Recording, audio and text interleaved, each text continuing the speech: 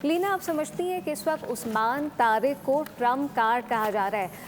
भारत की batting line हम समझते हैं, जानते हैं कि बड़ी स्ट्रॉन्ग है, लेकिन कहा जा सकता है तहस नहस होने वाली है।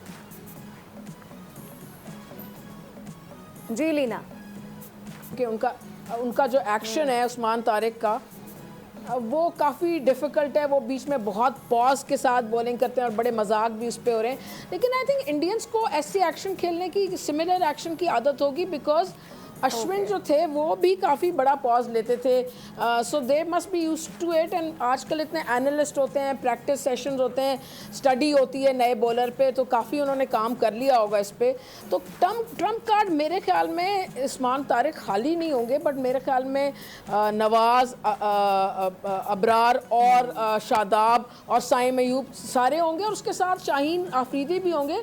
बिकॉज देखें, जब हमारे फास्ट बॉलर शाहीन अफरीदी जो है ऊपर से हमें विकेट्स लेके देते हैं या अच्छी स्पेल करते हैं, इकोनॉमिकल स्पेल्स करते हैं, तो फिर आपके जो इंडियन बैट्समैन है उन पे प्रेशर आएगी। Leena, sorry to interrupt you, लेकिन इस बार तो शाहीन शाह अफरीदी के ऊपर कोई रिलाय करने को तैयार नहीं है, क्योंकि माजी में अभी रिसेंट इनकी परफॉर्मेंस अच्छी नहीं रही है। करती है, उस ट्रैक को यूटिलाइज करती है, किस तरह की कैचिंग होती है, किस तरह की स्ट्रैटेजी होती है, वो सब भी बड़ा इंपॉर्टेंट है। और किस तरह पावर प्ले खेलते हैं जब हम बैट कर रहे होते हैं।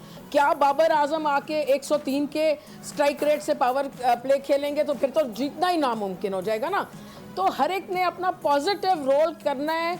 और अगर आप स्लो खेलते हैं तो आज आपने तेज खेलना है, नहीं खेला जा रहा तो आउट हो जाए, किसी और को चांस दे दें। आपकी 8-9 नंबर तक बैटिंग जारी है, तो ये तो कोई ऐसा मसला नहीं है। फहीम अशरफ तक आपकी बैटिंग है। तो मकसद ये है कि हर एक ने अपना रोल प्ले करना है। खाली उस्मान तारिक पे तकिया करने से कुछ हासिल नहीं होगा, but everyone has to play their role. Right. Subscribe करें और बेल दबाएं ताकि कोई खबर रह न जाए।